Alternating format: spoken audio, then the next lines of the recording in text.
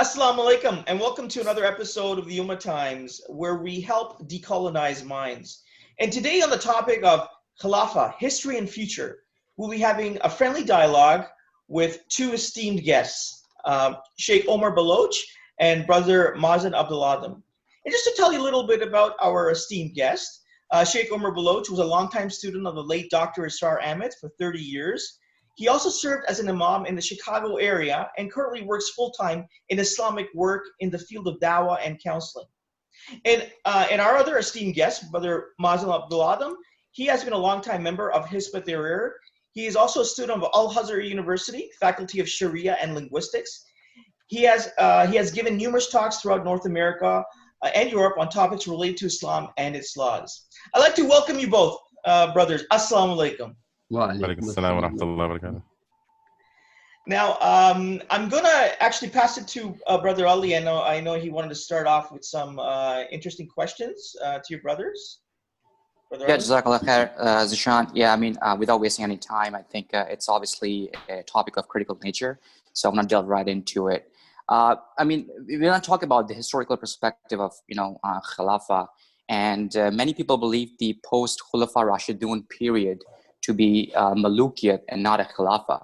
I mean, I would like to extend this question to Brother Mazin and Sheikh Omar, consequently, to get their input regarding the positions that they hold. And would like to direct the discussion as to why the distinction is important to us. Brother Mazin, you can go first. Jazakallah khair, bismillah, alhamdulillah, wa salatu wa salam ala rasulillah. So it's a very interesting topic. It's a very large topic. It requires quite a bit of extensive discussion to kind of get through all of it. But I think maybe one way of simplifying it is if we look at the actual reality, the nature itself of the structure of a state, of any state, and identify how to define each state separately as what it is in reality. And then you can apply the terminology to that instead of starting with the terminology and then trying to figure out what matches it and what applies to it. And so when we look at the difference between what a khilafah is and what a mulk is, and because the problem with mulk, it can mean linguistically, it can mean to own something, to be a king, it can mean a monarchy, or it can mean a person who's treating the position as if he owns it. Right, so that's where a lot of times, sometimes words that are used by the Sahaba or the Prophet ﷺ is used as descriptive and not like what we would say today as a monarchy. So when we look at the nature of the position of ruling after the Prophet ﷺ, in order for us to call it a khilafah, it means that they succeeded the position of whatever structure would still qualify as what the Prophet ﷺ had. So the only time that they would no longer be khulafa is if if the state itself or the structure itself no longer is what Rasulullah ﷺ had. So we're not talking about how they reach power, we're actually talking about the whole entire system itself. And that's why when people say that the Khilafah became a mulk, meaning that as if they're trying to imply that it became a monarchy and they're trying to really draw an analogy back to Saudi or something to justify the existence of certain monarchies, then that's where the argument really becomes baseless. Because these monarchies, nobody could possibly say that the structure of Saudi, for example, is the same government structure as Rasulullah ﷺ, but just corrupted. Rather, it's a completely different government structure. It's a system of government where the king decides the laws. He is the legislator himself. Whereas with Rasulullah ﷺ, the Quran and Sunnah was the decider of the laws, and no human being had any say. So when we look at the Khulafa al-Rashidin, and then the Khulafa even after them, the Umayyin, the Abbasiyin, and the Uthmaniyin, all the way until the fall of the Khilafah. There were small periods, of course, with the Uthmaniyin, right towards the end, where there was some man-made law that was introduced.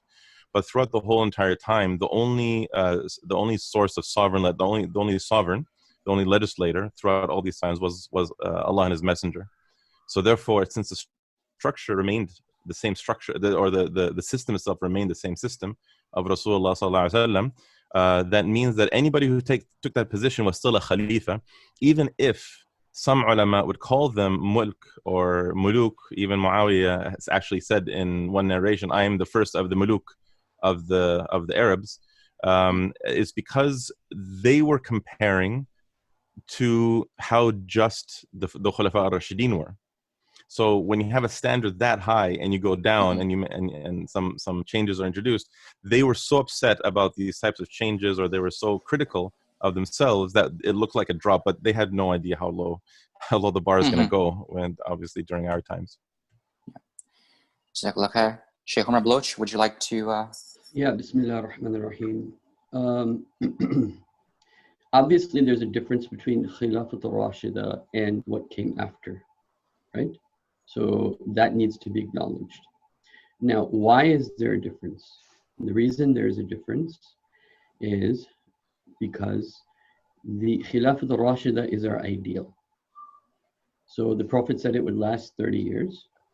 And so that includes Abu Bakr, Omar, Uthman, Ali, and some people would even say the 6 months of Hassan radiallahu anhum ajma'in. So when we are talking about Islamic history, the Khulafa Rashidun is Islam, is part of what we call Islam. You have, in terms of historical, what is Islam? The Sahaba radiallahu anhum ajma'in, that is Islam. It is the definition of Islam. فَإِنْ آمَنُوا بِمِثْلِ مَا آمَنْتُمْ بِهِ, if they believe, O Prophet sallallahu alaihi wasallam, if they believe as they have believed, meaning the companions, فَقَدْ اهْتَدَوْا, then you will be guided. فَإِنْ تَتَوَلَّوْا فَإِنَّمَا هُمْ فِي شِقَاقٍ, and if they turn away from that belief that the Sahaba represented, then they have gone astray and they have been divided. عَلَيْكُمْ sunnati, for you is my sunnah. عَلَيْكُمْ sunnati wa sunnatul khulafa rashidin al-mahdiyyin. For you is my sunnah and the sunnah of my khulafa. And my khulafa here is basically Khilafat al-Rashida by consensus. So clearly there is a difference. And when the Prophet was told that different groups will go astray, and then he was وَمَا عَلَيَّ وَأَصْحَابِي, what I'm upon and my companions are upon. So the companions of the Prophet are a part and parcel of the definition of what we would call ideal Islam. Okay. Now what came after that is, as the brother mentioned, that the beginning of changes started from Malukiya. Now why, I will share with you, which is important to know, if you could say that Islam has 6 levels of structure, the political, economic, social, different 6 layers. Only the first layer changed, but it was the beginning of the change. The first layer being the political aspect. So if you look at the Quran, when the Quran talks about Khilafah in terms of its ideal state, Allah subhanahu wa ta'ala says, وَعَدَ اللَّهُ الَّذِينَ آمَنُوا مِنْكُمْ وَعَمِلُوا الصَّالِحَاتِ. Allah has promised those of you who really believe amongst you and do good deeds, the Khilafah. So Khilafah is therefore the representative of the Ummah, minkum, which Umar radiallahu anhu one time in his Khilafah, in the Hajj season, is a very famous hadith. He heard during the Hajj season that some people are, discussing who will be the next Khalifa after Umar.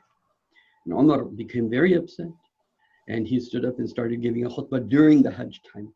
Some of the companions stopped him, Umar, if you're going to give this khutbah now, some people get confused, because everybody from the world is here. You should maybe address this when we go back to Medina. So when he went back to Medina, he used a very interesting word. He used the word Amurul Muslimin. These are the affairs of the Muslims.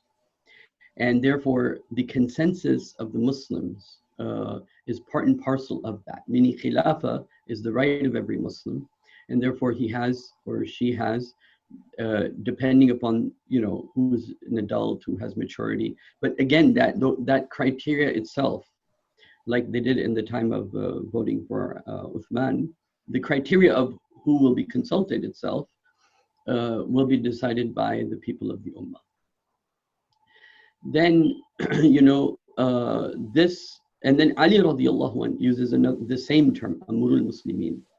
So this idea of Amur, the Khilafah is the affair of the Muslims, and they have a right to the input of how it will run, of course, under the Sharia.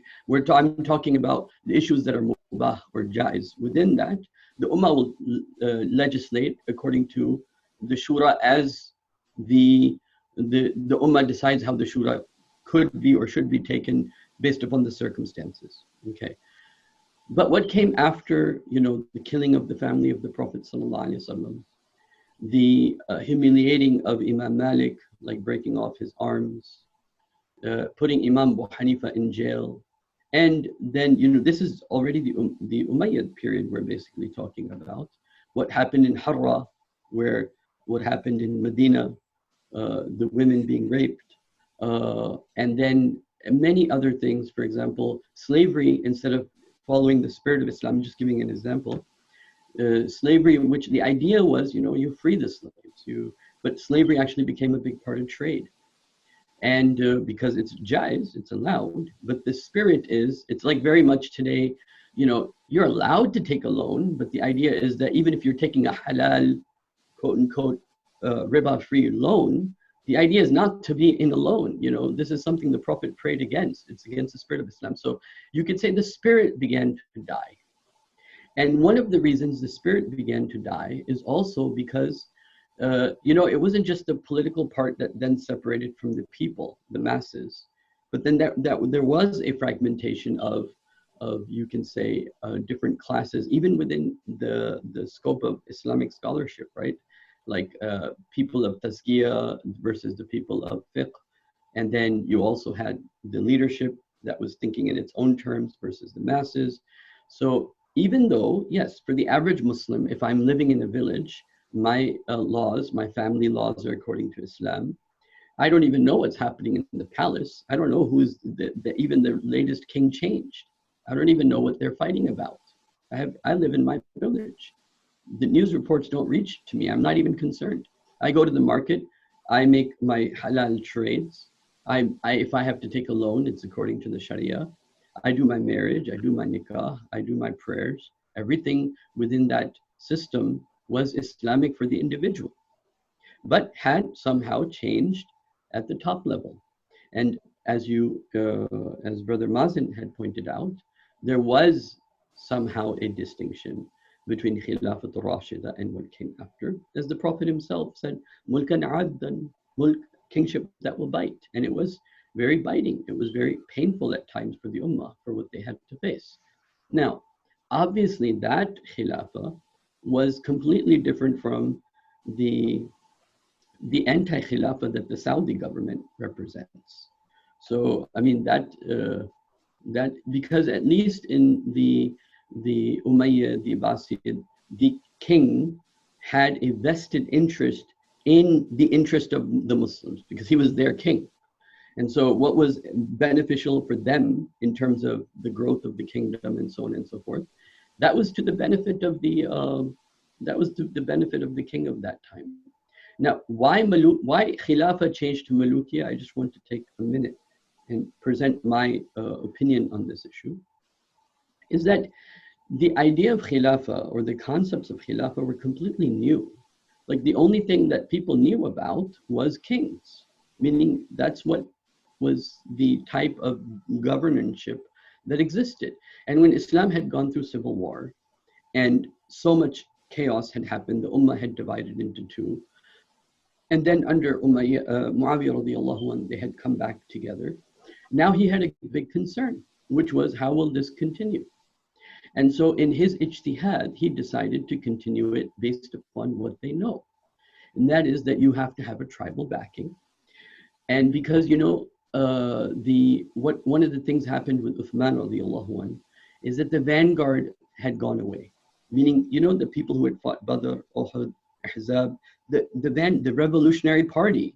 In the time of Omar had mandated nobody of the revolutionary, meaning I'm saying in today's language, none of the Sahaba could leave Medina because they were the core.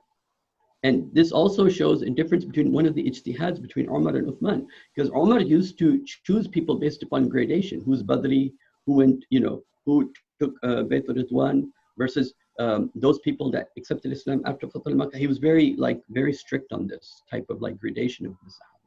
Whereas Uthman radiallahu anhu, he used to say, no, all Muslims are equal. Those that came after, those came before, all Muslims are equal. Umar made it compulsory. If you're a companion of the Prophet, you can't leave Medina unless you have my permission to leave. And even that for very specific things like being a governor and so on and so forth. When Uthman became the Khalifa, because he was nice, and now the Islamic territory had gone from, from the river Oxus in Russia to almost near Spain. Now he let the Sahaba go. And now Uthman radiallahu anh was left in the capital of Medina without much support when the civil strife started. He didn't have that support, that all those were not there anymore. This is why Ali even faced much difficulties. But the point I'm trying to make here is that Muawiyah radiallahu anh, after seeing and experiencing this, he's now thinking, okay, how can we support Islam? So he's like, okay, there should be a tribal backing, because that's all they knew. There should be a king with a tribal backing, a strong family. So you had the Ummayyad family, which was a strong family, part of the Quraysh, and so then that's what happened, is that the Khilafah changed from the Islam wasn't sort of say, why did it last for 30 years? Well, because people were not ready for something like that, and they defaulted to what they knew. And what they knew was kingship. That was, you can say, somewhat semi-pious kingship, but it, in the beginning of like Muawiyah radiallahu, he was very just, and there are many narrations about this. But as time went by, it became then the palaces came, and the harems came, and then in the Abbasid Empire, you even had Dar al-Hikmah, where the philosophers and the Greek philosophers, their philosophies are coming into the Muslim world. And so then you have the Ottomans. So then as time went by, then the palaces were also made by these same kings. So I guess it's fair to say that I think what you're trying to get at is that the institution of Bay'ah was corrupted, which led to this quote unquote kingship. So I guess what Brother Mazin is trying to say, Brother Mazin, you can correct me if I'm wrong, that the Institute of Khilafah, there were shortcomings, but at the same time, the rules and regulations, were still as per the Sharia. But seems like, what Sheikh Omar Baloch is trying to say is that, yes, to some extent, a person living in a village was not impacted by what's happening in the palaces. But at the same time, you really cannot quote that as a Khilafah. It was more of a kingship than Khilafah. There were some aspects, some remnants of it from Khulafah Rashidun, but at the same time, it was not fully fledged Khilafah as for the first 30 years of the Islamic history. Also, I want to point out the term that the fuqaha use is you can say semi-appropriate. I think it's appropriate, and that is Darus Salam. They stopped using the word Khilafah. They started using other terminologies. One of them, most important of them, is Darus Salam. This is the house of peace. This is where a Muslim will find protection. And so they themselves even did not wear the title of Khilafah as much, and nor did the ulama assign them amongst the early fuqaha, did not assign them and the titles they gave themselves, whether as sultan and so on and so forth. Khilafah was used more as you can say, as a religious symbol, but the fuqaha in fiqh books generally use the word Darus Salam. Yeah, so Brother Mazin, so I think that there's a few things to that. First of all, there's a lot of narrations from Ibn Kathir and a lot of other of the mufassirin or ulama of the past who commented on this topic. That when they and actually this is an interesting thing when you look at the quotes of Imam al-Juwayni and al-Nawawi and al-Khatib al-Baghdadi and you name it, all the other ulama who spoke about the Khilafah, they all agreed that it is a fard at all times to have a Khalifa. They didn't just say an Imam. Some of them said Imam, but many of them said Khalifa. There must be a Khalifa at all times. There must be a Khilafah at all times. There must be an Imam who rules over the Khilafah and so on. And so, but none of them commented on the fact that there was no Khilafah at their time. And the reason why that was because there was a Khilafah at their time. And that's one interesting thing that I remember noticing when I was looking into the quotes of the ulama on this topic. I found that in their books where they talk about the fard of the fard of the Khilafah, you find nothing else in their books that talks about the absence of a Khilafah. So therefore, that maybe at least draws our attention to the possibility and in my opinion, the fact that they knew the Khilafah was still standing. Otherwise, they would have made a very big deal about the Khilafah doesn't exist. It's an obligation. Therefore, we are obligated as ulama to do something about this.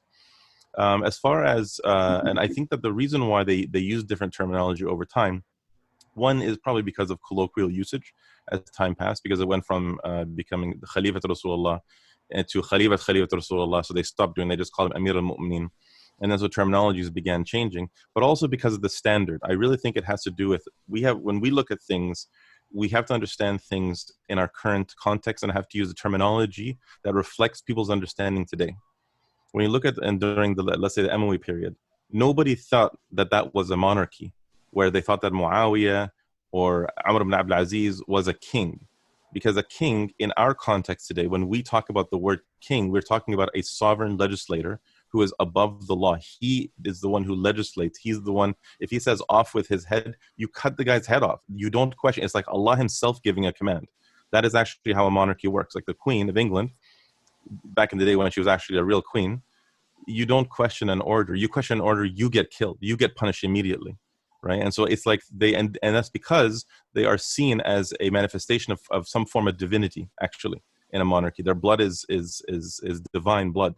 And they themselves are. And that's why, by the way, even until today, with the Queen of England, you're not allowed to speak to her unless spoken to. I think you're not even allowed to, you're not allowed to touch her. There's even that event where I think some famous person went up to her and put her hand on her shoulder. And there's a huge fuss in the media about that because she's seen as a form of divinity, right? And so you can't just touch the Queen without the Queen allowing you to or asking you to. And so it's an interesting, it's an interesting form of shirk, really, when you look into it. But either way, and that's why today it's very, very dangerous to start calling the Umayyad, the Abbasi and the Uthmani Khilafah as anything resembling an actual monarchy. Now, the only reason why there was a semblance of resemblance is because of how the Khulafat took power.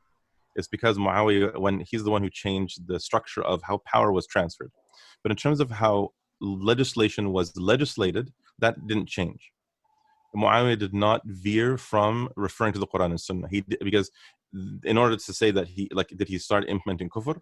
No alim, even the opponents of Muawiyah actually don't even say that he started implementing kufr. So since he maintained the legislative process, well, the only thing that changed was the transfer of power from him to his son, and then from his son, and then that's it. It became the common thread that people tend to focus on, which is that the Khilafah transfers through some sort of family or lineage, which looks like a monarchy. Dynastic rule, yeah. Yeah. And so but the truth of the matter is that dynastic rule is not a monarchy necessarily, because the thing that actually makes it a monarchy, like let's say the Queen of England suddenly rules by the Quran and Sunnah, but she still passes the position of rule to her children, but she rules entirely from the Quran and Sunnah. Of course, that'd be a bit of an oxymoron, because she would need to go back to the bay'ah process. But either way, but I think the main point here is that we need to differentiate between ruling with other than what Allah has revealed versus misapplying what Allah has revealed. So what Muawiyah did, and what was passed on all the way until the fall of the Khilafah in 1924, was a misapplication of the bay'ah, because no Khalifa was able to take power except with the bay'ah. So if the people were to reject that Khalifa and refuse to give bay'ah, he could not become a Khalifa. Now, they might have used oppressive means, like what happened with Yazid. They put the swords at people's necks, as some narrations say, and they forced everyone to give the bay'ah, because they knew the only way to take the bay'ah is through the people giving bay'ah. Whereas with the Queen, she doesn't need bay'ah in order to become the Queen. It's her blood right. But nobody actually ever said throughout history, and no Khalifa ever said that this is my blood right. Right? It's just that it was just naturally passed on, because it became an expected thing, and nobody could question it anymore. Even if you try to oppose it, yes, there was oppression, but it was a misapplication because it was still considered a bay'ah. He was still given bay'ah as Islam requires. Yeah, I think I would kind of disagree there a little bit. Starting off from when the Khilafah changed from Muawiyah radiallahu anhu to his son. There were at that time 5 of the big companions of the Prophet sallallahu alaihi wasallam. One was Hussein. The other was Abdullah bin Zubair, the grandson of Abu Bakr. Of course, you have the grandson of the Prophet, Hussein. You then have Ibn Umar. You have Ibn Abbas. And you had the son of Abu Bakr, but he passed away during this time. So these were the akabirin amongst that time, in that time, when this change was taking place. Muawiyah radiallahu anhu had nominated his son to be the Khalifa 10 years before he passed away. In that 10 years, the companions of the Prophet went to him and said, this is questionable. This is where he gave his explanation of why, that we need a family backing, etc., that I was referring to earlier. So Muawiyah radiallahu anhu didn't take a law and order situation against them, and they didn't carry out any law and order situation against Muawiyah. He was a companion of the Prophet. When Muawiyah radiallahu anhu passed away, so now 10 years have passed away, everyone knows Yazid will be the next Khalifa. What happens? The son of Abu Bakr and Hussein radiallahu anhu both meet in Medina with the agreement that this is unjust. This is unjust what has happened, because it has happened without the consultation of even the Muslims. And so then they both revolt. They both disagreed on how to revolt and where to revolt. Hussein radiallahu anhu was getting letters from Kufa, from where his father's base was. All the companions, Ibn Abbas, even like went in front of him the day he was leaving to Kufa, stood in front of him and begged him, don't leave Medina, they're going to betray you, etc., etc. But regardless, the son of Abu Bakr revolted against the Umayyad Empire because he disagreed with what they did. This Hussein radiallahu anhu, the grandson of the Prophet sallallahu alaihi wasallam, disagreed with what the decision was. What about the others? You know, in the face, in front, this is in I think it's in the Sasitta, I don't remember which one, but you can look this up. It was said to Ibn Umar, the son of Umar, that I have more right to Umar's, the son of Umar stayed quiet, didn't respond to the authorities of that time. Abu Hurairah radiallahu anhu, he narrates in a very famous saying in Sahih Bukhari. He says, there's one form of knowledge I have spread so much, but there's another form, if I tell you about it, they will cut off my neck. He said it with his finger. So the point being, now this is not the end of it. There were at least 7 revolutions against the Umayyad Empire in the beginning. And because it's all about the family and the tribe. So who better tribe than the Hashemiyya tribe to challenge the Umayyads? After that came the Abbasids, which were also Quraysh, because they had gotten that power. Now let's continue. What happened with Muhammad bin Abdullah? Muhammad bin Abdullah is the man who came out with 300 people, and he fought against the Umayyad, and Abu Hanifa said, I support him, today is like the Battle of Badr for me. He sent him money. Imam Malik gave the famous fatwa during that for Muhammad bin Abdullah, the great grandson of Ali radiallahu anhu. He said, La bay'un fi jabr. This bay'ah that you have with your Khalifa here, this is on jabr, it's on compulsion. There's no bay'ah on jabr. This is why he was taken around Medina and he was beaten up, the famous story that we always talk about. So to say that there was no protest, Abu Hanifa was told to become the chief qadi, and he refused. Why? Because he was under suspicion that he supports the family of the Prophet to bring the Sharia, the family of the Prophet to bring the true Islam. And so they said, you become the qadi so everyone's clear you're not with them. He said, no, this is how he died. So like this, you take, for example, the revolt of Imam Zayd. You take the revolt of, especially from the family of the Prophet. You take history, one revolt after another revolt. Even the Abbasid Empire, how did they come into power? They went to the scholars. They said, look, we'll bring Sharia, support us. And then they backstabbed them. They killed the father who had made the original agreement, and then the son took over. And nothing became of it. After that time, after seeing so many revolts fail, it was just an accepted fact. Okay, now we cannot, and you know, this is where Abu Hanifa gave the fatwa, that's very important. He said, don't revolt, because when he saw that what happened with Muhammad, Nafsu Zakiya, he was known as his laqab, you can say, was Nafsu. His name was Muhammad bin Abdullah, but his title was Nafsu Zakiya. When he saw that they were massacred so badly, Imam Abu Hanifa gave the fatwa that, okay, revolts should not take place unless there is a possibility and a likelihood that you will succeed in your revolt. This was the fatwa of Imam Abu Hanifa on the failure of Muhammad bin Abdullah. So to say that there was absolutely the grandson of Abu Bakr, the grandson of the Prophet, then continuously for the entire Umayyad period, there were revolts one after the other, after the other, after the other, after the other. And then how was Abdullah bin Zubayr, how was he killed? How was his mother, Asma, the older sister of Aisha, how was she killed? So to say that what did the Prophet say? He says, after the Khilafah al-Rashida, there will be kingship that will bite. And this is what Iqbal talks about. We need to bring back the true Islam, and we need to face the fact that Islam has left a dark stain in its history. We need to remove the stain of imperialism that the Muslims have done on the world. Because we have done injustice as leaders too, both to ourselves and to the outsiders. And part of that, what we're facing today, is the result and the fruits of a lot of the things that they did in the past. So I don't agree that it was completely like everyone was happy. No. So just a few things. I never said that. I'm not sure if you're referring to something else, but I never said that it was all happy. Nor did I say that no one revolted.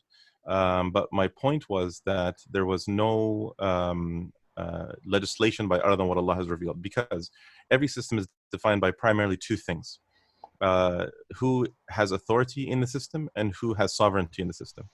This is a very basic thing, even they teach in universities and political science. It's a very standard thing. And so every single system has a definition for one of these things. So for example, in a democracy, the people have the authority, meaning they get to choose their ruler, the authority to choose the ruler and the authority to remove the ruler. And then sovereignty is the legislator. So and it's on a democracy, the people are the sovereign as well. So they are the ones who decide the laws. They are the ultimate authority, the ultimate sovereign who decides what the laws are, and they are the ultimate authority who decides who rules over them. In a monarchy, the sovereign is the monarch, whoever is the king or whoever is the ruler at the time, but then it's a king or queen. And the authority belongs to basically the bloodline. That's basically what it comes down to. In Islam, the sovereign is Allah subhanahu wa ta'ala, and authority belongs to the people. So the people choose their ruler, but Allah Azza wa Jalla is the legislator. So Quran and Sunnah. So the system is defined by this. And so in order for it to be called something else, whether we call it a Khilafah, Dawla Islamiyya, whatever it might be, but if it's a Dawla Islamiyya, it's a Khilafah by definition, because it's a person who's ruling over the system that the Prophet ﷺ established. So the Prophet ﷺ established the system where Allah is the sovereign and the people have the authority.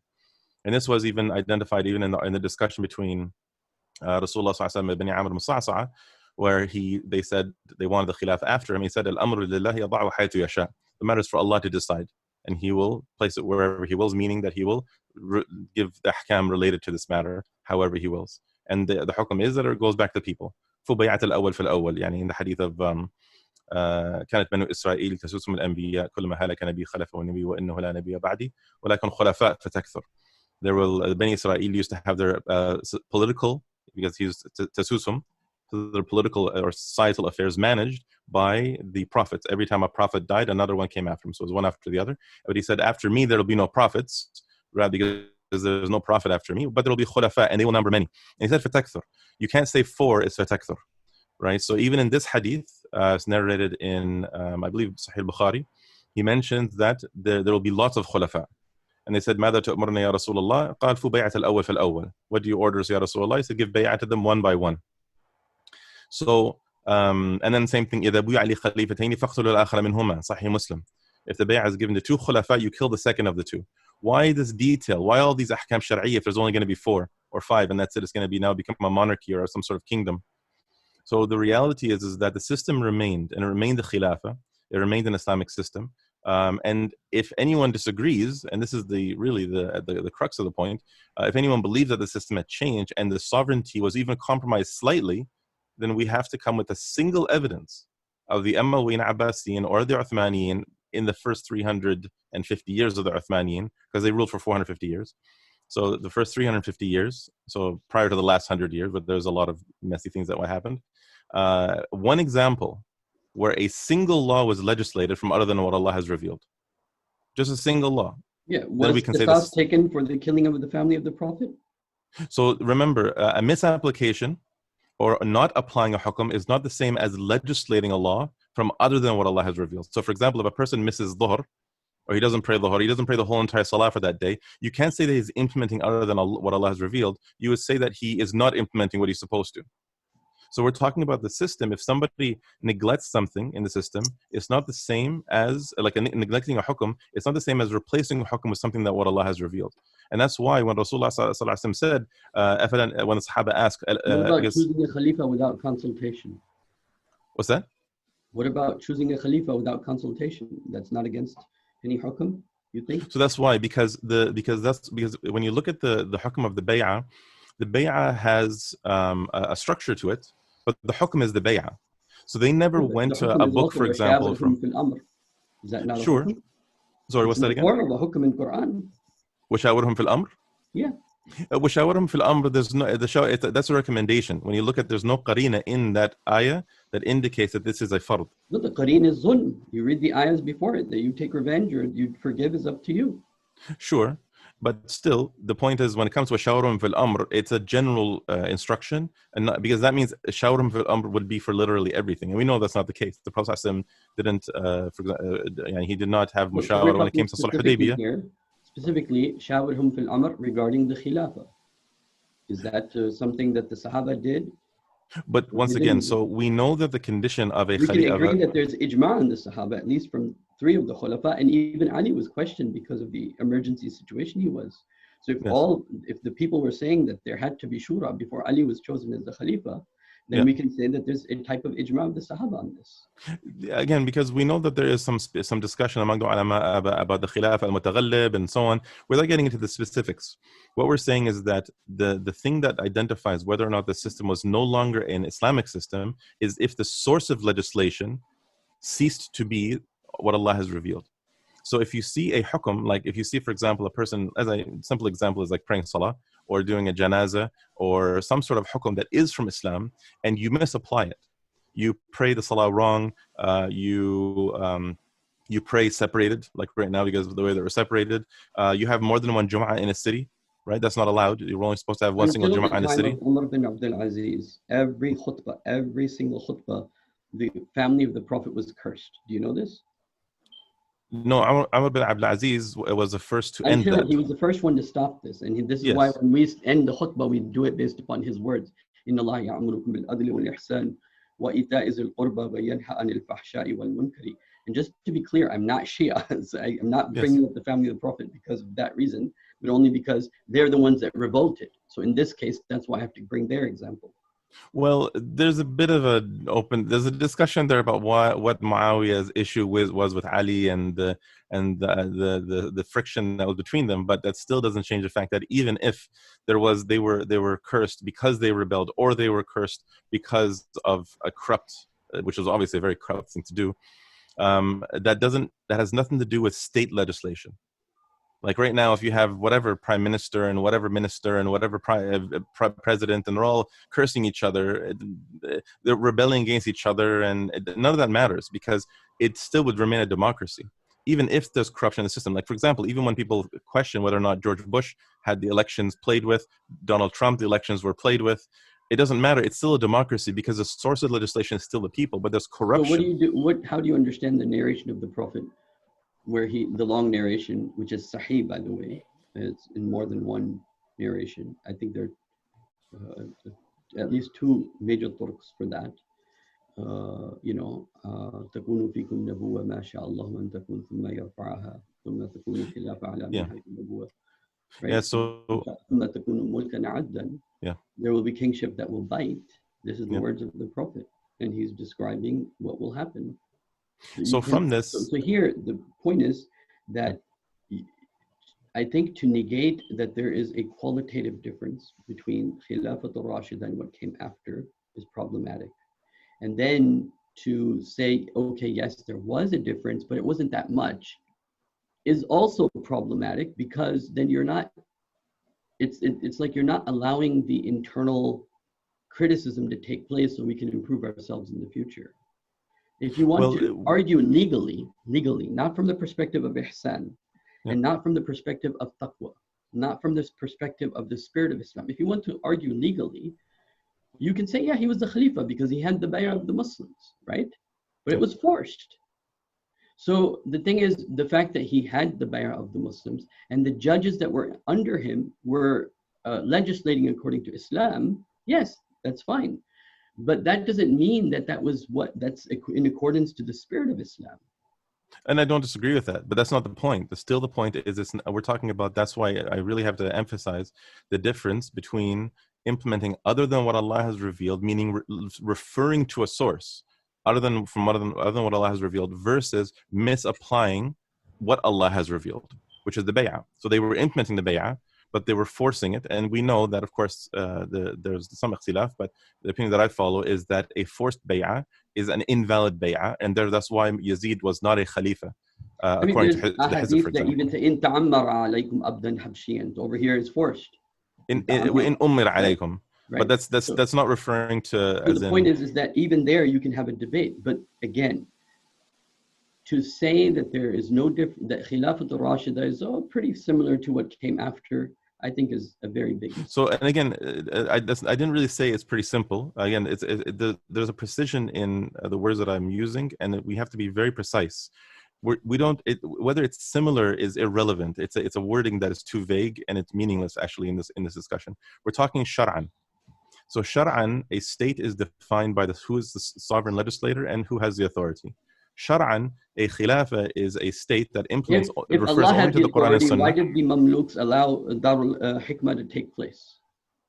Well, again, before we get to that, you asked, and all of that allowed to infiltrate and to become part of the academic conversation within the khilafah. So once again, when it comes to the mutakallimun and Greek philosophy and these things, this was it never, and this is actually an interesting topic. Is created is okay. Was that? But hold on, one step at a time. So when we talk about the issue of the falasifa and the mutakallimun and all the issues that happen with Greek philosophy and the translation of the books, the most interesting thing, actually, it's good that you brought this up, Jazakallah khair, they never ever discussed legislation. When you look at all the books of the mutakallimun, all of the discussions, all the debates, literally everything that I've ever read on the topic of ilm al-kalam has never ever touched on the issue of legislation, because legislation was untouchable with the mutakallimun. It was kufr to even consider the source of legislation that the philosophers ever discussed. So when you had like Dar al-Hikmah and all these things, it had to do with discussing ilm al-ghayb and discussing asma and sifat and discussing all these sorts of things, but they never discussed the source of legislation. It was an untouchable red line. See, the thing is that that is in some ways meant worse, because the Quran says, وَيُعَلِّمُهُمُ الْكِتَابَ وَالْحِكْمَةِ. He teaches them the book and the wisdom. Mm-hmm. The law is always subservient to the wisdom. Sure. And when you're changing the wisdom of the people, the thinking of the people, you are in effect affecting the law. Well, now, I think we can agree that Al-Kitab wal-Hikmah is referring to the Quran and the Sunnah. Al-Hikmah is Hikmah is Sunnah. Hikmah is also Quran. Yasin wal Quran al-Hakim. Al-Quran al-Hakim, it's ma'tuf on the Quran, but we're talking about Al-Kitab wal-Hikmah. If you go with the Quran, Al-Quran yufassiru ba'dahu ala ba'd. Quran is its best explanation. So the primary is Al-Quran. Hikmah is Quran first. But just from a precise linguistic perspective, Al-Quran wal-Hikmah, it's by putting al-ta'rif and separating with a waw, you're saying it's something different. So as if the Quran is not hikmah. But the thing is that that's what the Mufassirin said is Quran and hikmah. The hikmah is referring to the ahadith. That's why. Saying that to affect the minds of the people, which is what the philosophers did. They brought hedonism into Islam. They brought Greek thought into Islam. They affected the Muslim intellectuals like Farabi and the others. And to say that but did they ever discuss legislation? See, the thing is, legislation is a piece of the machine, right? Sure. right? It's a piece of the machine. But did they ever discuss? Did they ever accept Greek philosophy? I don't recall them doing that, right? Okay. But Yeah. you're missing the point. You're saying that's like you're taking away the spirit, but the body is still alive. Well, no, what I'm saying is that the Shara' of Allah Azza wa Jal is broken into two categories: issues of Aqidah and issues of Hukm Shara'i. So issues of Aqidah is related to the unseen beliefs. And nothing issues but of Aqidah are bigger to us, or issues of Sharia are bigger to us? They are from Allah Azza wa Jal, so we're not allowed to answer that question. Okay, so they were affecting the Aqidah, right? Yes, but they were Okay. not, because, So and if again, there we're is talking about the definition of a who state. believes Quran is created. No, there's no denying that there was corruption in that. So we're not discussing whether or not there was corruption in many of the discussions that happened with the Ilm al-Kalam. I'm just simply saying the definition of a state is not determined or affected by what happened with the discussions of Ilm al-Kalam, and whether it's the Ash'ari views or the Maturidi views or anything else that went way off into what you would call left field. So what I'm saying is that the when it comes to the issue of what a state is, that's purely an issue of Hukm Shari. I think it's also kind of, no, I don't agree at all. So I think it's also, I mean, just to kind of, the civilization add a buffer between, just to add a buffer between Sheikh, you and Mazin, I think the thing is, we always have this impression that Khilafah has to be some sort of a utopia.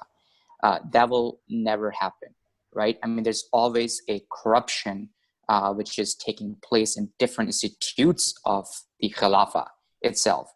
As a machine, you have some mechanical issues in maybe some institutions, and some institutions are running as per how they should be running, as per the specs, so to call it, right? So I think what Brother Mazin is saying, that yes, we do admit that there was some corruption. At the same time, there were probably some misapplication of Sharia as well. But at the same time, the institute itself or the state itself would still be called a Khilafah state. Same analogy. I think saying it was a misapplication is just another semantical word for, that there was a problem. But it's just a way of putting things under the rug. I think actually, just to be ideal, the Khilafah needs to remain, because if you make the Ottoman Empire our ideal, if you make the Ummayyads our ideal, if you say Abbasids were okay, then that will lead to many, many problems in the future. But we don't say that, of course. I don't think anybody who's involved in the work to establish the Khilafah, nobody says that the Amawids or the Abbasids or the Uthmanis were the example to follow. We know that the only thing that made the Khulafa al-Rashidin good was because they refer to the Quran and Sunnah properly. And so when you saw the corruption that happened after them was because they began referring to needs and necessities and exceptions and exclusions that the Sharia didn't allow. So they had some corruption in their behavior. And also when I say things like misapplication, that's not to put anything under the rug. What's that? Did these kings live lavishly? Before we get to that, because a Muslim living a lavish life, it does not mean that he's implementing other than what Allah has revealed. No, that means still that he's it comes taking down the money unjustly from the others. Well, that's true, but still, do they take that money? Like, actually, here's a good example. When if you look at the Sa'id ibn Jubair, the way that he was tortured and then killed by al-Hajjaj, assuming that the narration is correct, or at least the details are correct. When we look at why al-Hajjaj did this, you look at the example of many of the great ulama when they were punished by the Khalifa. When the Khalifa punished them, a lot of people will say that this was because this is an example of them ruling by other than what Allah has revealed. But all these people, and especially al-Hajjaj actually punished so many Muslims because they rebelled against him. And al-Baghi shar'an is punishable. When the Khalifa or the wali, the wali of the province, or the mu'awinin and so on, if they give a command, they are in the position of representative of the Khalifa in that particular area. So he's taken on a portion of the Khalifa's responsibilities to manage that particular region. So he's like, it's like a niyab, or it's he's delegated with that duty. And therefore disobeying the wali is like disobeying the Khalifa. And so when somebody disobeys, the wali has the right to punish. Now, if you were a wali that is Rashid or Rashid in his justice, then you would be wise and you would be forgiving. You would do it as Rasulullah would have handled it, basically, right? If there was some sort of a rebellion, and it could be that you would punish, and it could be that you forgive. So a lot of the the punishments that were due to corruption in him applying the hukum, because he had the right, but it wasn't the right thing to do. In some cases it was, in some cases it wasn't. And that's why when we say semantics, and I'll show it to you this way. Sure. Allah says, "Antumul a'launa in kuntum mu'minin." You will be superior if you're believers. So when the Crusaders came and hurt the Muslims, and the Tatars came and hurt the Muslims, and put the Khilafah of that time to shame, that shows from the Book of Allah, right, that they were not doing things according to the Book of Allah. Antumul a'launa in kuntum mu'minin. If you are believers, you will be victorious. And this is part of what we learned. If you're true Muslims, you will rise high. If you're not true Muslims, you will be thrown down. But we're not discussing. We're not. But again, we're not discussing. So these are. You're speaking in general terms. I would say stop looking. If you want to help the Ummah, you need to stop looking at it as just a legislative thing, and you need to look at it as a civilizational thing. So, and I would argue you need to actually look at it from the perspective of how Allah subhanahu wa ta'ala would feel, or the Prophet would feel, about how the state of things would be at that time. So as I said, the only way we can know such a thing is by referring to the Quran and Sunnah.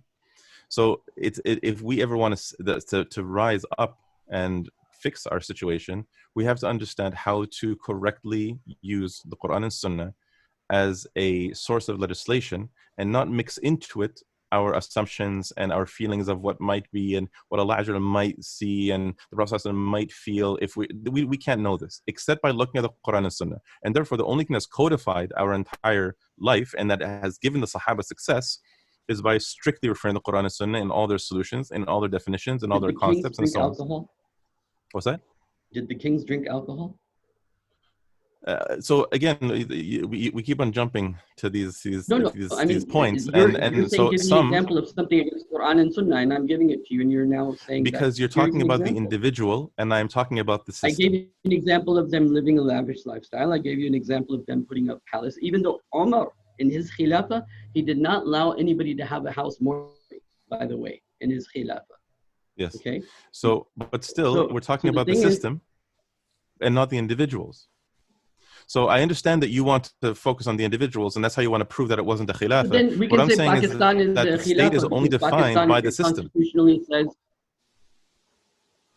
you can say then Pakistan is a khilafah because it says Allah is the sovereign. It says in the constitution of Pakistan, Allah is the sovereign. They're just misapplying everything else. So that's a good point. So let's talk about that for a second. If we were to look at Pakistan, for example, they say that Islam is the. So whatever example you're about to give me, I'll say they're just misapplying it. Sure, but that's why we don't go by just a few words. If we want to define something properly, we go in depth. So just as a simple example, using Pakistan, when you look at Pakistan, they can say whatever they want at the title of something. But if we want to talk about the actual system itself, what we need to do is, okay, let's look at the laws. So let's look at the government structure. Is it based on anything from the Quran and Sunnah? The answer is no. Their currency system is not based on the Quran and Sunnah. Land laws is not based on the Quran and Sunnah. Taxation is not based on the Quran and Sunnah. Foreign policy is not based on the Quran and Sunnah. Whether it's foreign trade or borders. What's that? Foreign policy is based upon Quran and Sunnah. No, the foreign policy is jihad, da'wah and jihad. So the hukum of Islam is that the foreign policy of a khilafah is da'wah and jihad. And Pakistan has no da'wah, they have no jihad. All they do is they're just nationalistically focused on their own issues. They do nothing for Kashmir. They do nothing for the Muslims in India. They do nothing for the Muslims in Bangladesh. They affirm the borders, the colonial national borders that are completely forbidden and banned by Islam. They allow more than one ruler, which the Prophet said, you can't even have two khulafa. How can you have two rulers who rule with kufr? So no, Pakistan. So no, so it will be a misapplication if they're applying the hukum, but they're misapplying it. So if you, okay, fine. If you said there's a misapplication. The point is, the constitution says the hukum belongs to Allah. But I understand. That in the case of Pakistan, it's not enough just to say that, right? That you're saying the same exact argument for the Khilafah. No, actually, that's not even remotely close. I am absolutely not using that exact same application. So what I'm saying to you is this. If we were to look at let's draw a parallel. So if we were to look at the Abbasi or the Umayya or the Uthmani Khilafah, for example, and we were to say, like, let's take the Hukum of the Bay'ah. The Bay'ah is from Islam. And it was misapplied by either forcing it or passing it down. Now let's look at Pakistan. Tell me which Hukum is misapplied. Pick a hukum, not the statement in the constitution, but a specific hukum that they're applying in Pakistan. I'm trying that's to say misapplied. to you that what you're calling khilafah and misapplication is the same as Pakistan. Sure, and I'm asking you, okay, so I'm drawing a parallel. If you look and at I'm everything, saying the example of that is killing Muslims without a just cause. The example of that is the lavish style that they had. The example of that you're talking in general terms. I'm asking for a specific hukum. Let's pick something specific. Did the kings drink alcohol? Drinking alcohol was never legislated as being legal. So if they were doing haram, they were doing haram. We're talking about the state did not legislate the permissibility of alcohol, especially not based on referring to Greek law or Roman law or Persian law or any other law from the Quran and Sunnah. So they were committing haram within their very own system. So that doesn't apply. That doesn't work. You got to pick something that the state legislated as permissible, just like Pakistan does today. Pakistan legalizes alcohol. Pakistan legalizes nationalism. Pakistan legalizes treating Kashmir as a foreign issue. Pakistan legalizes using the rupee as the currency. So these are legislated and legal and allowed by the state. So you need to give me an example of something that they do that is from Islam. And actually, I mean, that itself, by the way, proves my point, which is that Pakistan, the Khilafah, everything was from Islam, but some things were misapplied. Against other Muslims. Sorry, could you repeat that again? You cut out for a second. Could you repeat that? I said, how many times did a Khilafah side with non-Muslim allies in order to fight other Muslims? So give me an example of one case. Let's talk about one specific case. One of the reasons of the downfall of Spain was this, that Muslims made alliances with the Christians. Okay. So pick a. Can you talk about a specific treaty that you can think of? Can you think of one? For example, the Ottoman Empire. They had a rule that they would kill all their sons after the eldest son. Okay. And that's a specific example I'm giving you. Muhammad Fatih, the conqueror of Constantinople, made a law that if you have more than one child, then the oldest child will keep the kingship and the others will be killed. I don't know how authentic that narration is. So let's say, because I disagree with the authenticity of that story, let's pick something that we do agree on. All historians agree that this is true. I don't take from Orientalists. I've been shown by Turkish brothers the actual Turkish text that says that. Sure, but I still have to research. I've come across many claims like this, and I found that they were wrong, misinterpreted, or actually from Orientalists. So I don't accept anything really about our history from these things. That's why let's talk about something that comes from the history books of the Muslims, the trustworthy sources of Islamic history. So pick a treaty that you can think of that where the Muslims sided with kuffar in a way that indicates the state legislated something other than what Allah has revealed. Because we know the Khilafah is allowed to form treaties. They're allowed to form agreements, for example, like Sulh Hudaybiyah, right? And there's some harsh conditions in that. But of course, it was a strategic win. But the point is that, so the Khilafah has the right to make these types of treaties. They might use these treaties in a way that we look back at and think, well, this was a bad decision. But I'm asking about an example of something that the Khilafah legislated from other than what Allah has revealed. Again, legislation is a part of Islam. If you're not looking at the overall picture, then this whole legislation issue is useless in a sense. I would argue that if you're not looking at the specifics, if you're only looking at ulama of all the centuries of the kingship period, all the ulama said, don't sit with the kings. Why? Why were they saying that? Did anybody say don't sit with Omar bin Khattab or don't sit with Abu Bakr? Well, obviously because of the these potential kings were of corruption. Corrupted. I want you to say that. These kings were corrupted. I didn't disagree with that. Okay, so you agree that the kings were corrupt, but not the all of them, of course. was some pure. of them were. Yes, the lifestyle of the kings, there was corruption in it, but the legislation of the state was not from other than what Allah has revealed. And if you disagree, you need to give me an example. I gave you the example. So the proof is on the claimant. I gave the example of slavery. I gave you how many? Hold on, sorry, repeat that again. What do you mean the example of slavery? Slavery was flourishing in the Muslim lands. Does Islam forbid slavery? See, this is the point. That Islam as a system wanted to remove slavery, not to actually become rich over it. But you saying Islam wanted, what does Islam want? We're talking about halal and haram. Is it kufr? Is it a kufr law Pepsi is to halal allow? And milk is halal, but they're both not the same. So if a Muslim drinks Pepsi, is he a kafir? If a person, Obviously not. I know the answer is if a Muslim drinks Pepsi, he's missing the point of halal. I understand that, but I'm saying that if okay, a Khilafah so allows people to drink Coke, what's that? This is why Allah allowed the punishment to happen to the Muslims, is because we were lost in these legalities, and the spirit of Islam was lost. The only thing that I would say about that is the only thing, and I guess Allah did what He promised to do, which is so just that. Sorry, I'm just gonna jump in. Sorry, brothers. I didn't want to kind of. This is really. I mean, it's a good discussion, and this has to be had. I just wanted to mention is that both of you brothers will agree that the ideal was the rule of the rightly guided Khalifas, right? Correct? Yes, of course. Okay. Now, Brother Mazin, you will admit, though, that legislation could be used as a smokescreen. It could be used as a smokescreen where actually Allah's laws are not followed. That's possible, right? So, I mean, let's take the example of the selection consultation process of Khalifa, right? Yeah. Yes, they forced the bay'ah, but obviously they said, yeah, like, you know, we got bay'ah, but it was used as a smokescreen because it was not properly done. Like legislation, they say, yeah, we're legislating, but it could be used as a smokescreen. That's possible, right? You would agree with that? Of course. But even though it was used as a smokescreen, that does not change the fact that they were still applying the hukum. So they might have been greedy. They might have been trying to do something where it was considered tahayyul ala Allah, for example, like playing games with the shara.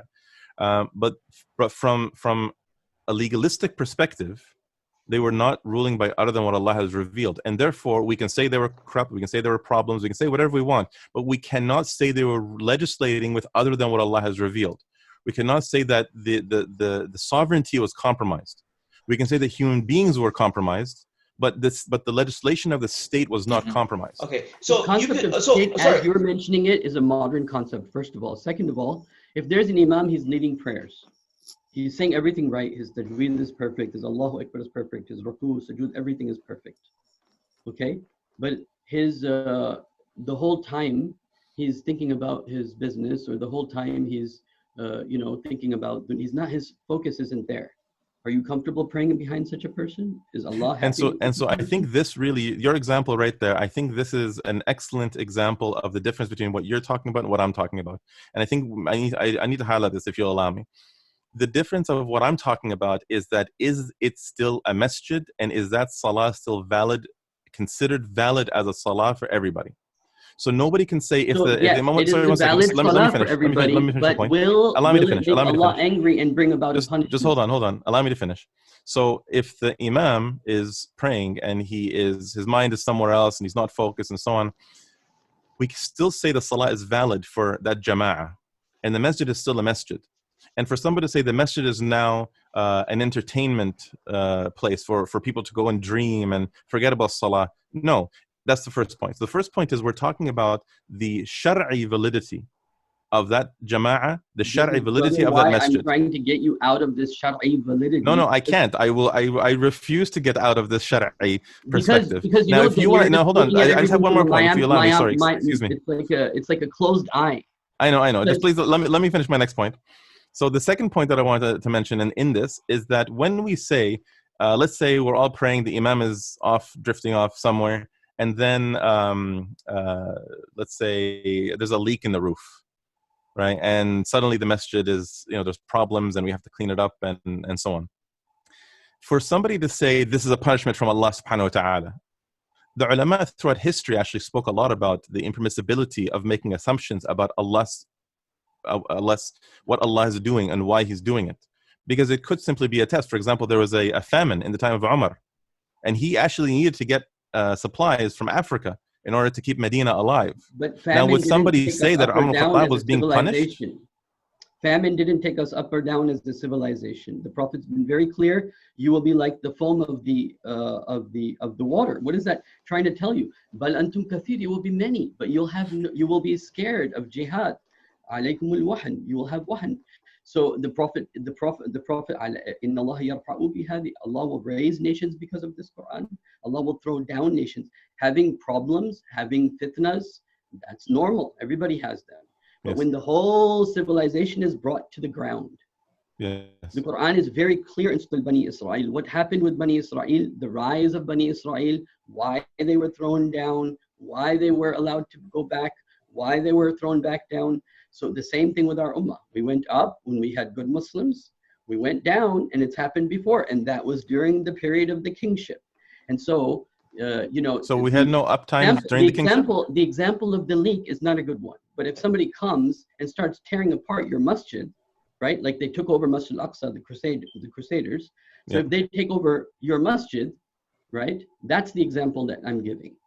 So how do you know the difference between... Clearly, that if somebody's leading prayers, okay, and his mind is not on Allah, you are saying it's acceptable. Sharia. I know, I didn't say acceptable. Be careful. That's Don't put words in my mouth. To justify the fact that from a Sharia perspective, as long as his outward appearance is everything. No, that's actually not at all what I said. And so I ask you to please don't make assumptions about what I'm saying. Just take what I'm saying exactly as it is. From a Shari'i valid, it is Shar'an valid. It is Shar'an valid. Now, is it right? Is it acceptable? No. For a person to have his mind somewhere, Allah might not accept it. But if somebody, and this is actually mentioned in the books of fiqh, a person starts a salah with the correct intention, and during his salah, his mind wanders. Your focus on fiqh. No, but still, we're talking about Shari'i. When I say fiqh, I'm not talking about Shari'i. Let me finish my sentences. I'm talking about the reality of how Allah behaves. I understand what you're saying. I'm trying to get you to understand what I'm saying. Give me 1 second. I'm saying that if you in the books of fiqh, and I know you've studied this, these sorts of things, when the ulama talk about intentions during salah, if you start with the correct intention for dhuhr, and then you're either you start committing riyah during salah, your intention wasn't to pray out of riyah, but you started with the intention of actually praying dhuhr salah, but during the salah you end up committing riyah, which is basically the worst thing you can do, without committing kufr during salah. And the ulama said your salah is still valid. So if we're talking about, and when we say it's still valid, we're not talking about like according to a book or according to some technical specification or according to some code in a computer, an algorithm. We're talking about according to Allah Azza wa Jal himself. When I say hukm shar'i, when I say valid, invalid, I'm saying according to Allah Azza wa Jal, it's valid. Allah will, so the salah is, let me finish, please. Let me finish the point. Share with you where you're missing the point, okay? I understand, but I'd like to finish the point. Yeah, go ahead, sorry, I'm sorry. Go ahead. So it's just that so when we say that the salah is technically valid, it means that you have not missed your salah. Meaning on Yawm al-Qiyamah, Allah Azza wa Jal might not accept your salah, meaning you don't get any ajr for it, but at the same time, you don't get sin for missing it. Meaning you did your salah, but it's worthless with Allah Azza wa Jal, because you were distracted the whole entire time, or you did something. Now, you might be sinful for the riyah, of course, and you would be sinful for the riyah, but would you be sinful for missing dhuhr that day? The answer is no. That's what the ulama said. So when you talk about validity of something, it meets the bare minimum requirement of it being salah, and therefore you're not sinful for missing salah, but it doesn't count of any ajr for you, because Allahu a'lam, of course, Allah might give you a little ajr or no ajr, or a lot of ajr. Allah Azza wa Jalla knows. And that's what I'm saying. So when you talk about... Yeah. So what's that? Go on, just you can finish your thought, Mazin. Okay. And that's why when you talk about the validity of the state, we can't say that the state didn't exist at that time. There was no Khilafah at that time, because we're obligated to have a Khilafah. If it means that there was no Khilafah, if the Khilafah had fallen essentially, and it was replaced by some sort of kingship, that means every single Muslim, all the Sahaba, all the Tabi'een, all the Atba' Tabi'een, and every single alim who spoke about the Khilafah obligation hypocritically did nothing about it, all of them are sinful, because the minimum requirement of it being a Khilafah was gone according to what you're claiming. And I'm saying the minimum requirement is that it was a Khilafah. And now sometimes it was great, sometimes it was a very weak Khilafah, but it remained a Khilafah until the legislation, the sovereignty was replaced in 1924, where Allah Azza wa Jal was no longer the sovereign in the state, and now Turkish secularism and Arab nationalism and Arab secularism took place instead. Okay, I just want to jump in. I think you know what? If you look at it deeply, I think you're both your disagreements are not that deep actually, because Sheikh Omar Baloch has admitted, and you can correct me if I'm wrong, Sheikh Omar Baloch, Sheikh Omar, that you do agree that it was legally, quote unquote, legally, a functioning, met the bare minimum of a Khilafah system, correct? Right? Yeah. So I think your disagreements are not that huge. On the whole, I believe both of you brothers will agree that after the four rightly guided Khalifas, generally Islamic civilization was on a decline. Yeah, there were ups and downs, but in general, it was on a decline. Correct? Would you brothers agree on Yes, that?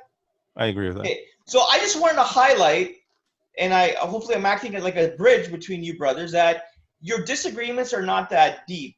And I'll actually, if it's okay with Brother Ali, we can actually move on. But Brother Ali, if you want to still continue. Yeah, I just want to switch gears a bit. So, I mean, I think we spoke about this quite a bit. I think let's just put this to bed for now. Sheikh Umar, I believe you are. A big deal, if you don't mind, is Sure. that when you are only looking at legalities, then Allah is essentially out of the picture.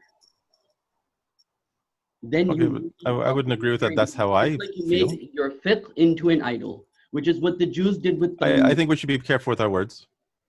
Sure, I'm sorry if what I said doesn't seem right, but I'm scared, let's say, that we don't end up doing what the Jews did with Talmud, which is only becoming interested in legalities. And the problem with that is, a Jew once said to me, a rabbi once said to me, that, I asked him, a lot of rabbis deny God. Like, I think it was like 60% of rabbis that are in the prison system, they deny God. So I said, how can that be? He said, because God said, you can deny me, but don't deny my law, right? And so that to me became like, okay, this is that. It's the people that focus on the law so much that they forget the spirit. And I think this is one of the reasons why what we are missing as Muslims. We have lost you tell somebody you should do this. He's like, oh, it's only sunnah. This kind of like, whereas the companions didn't have this because they had the spirit.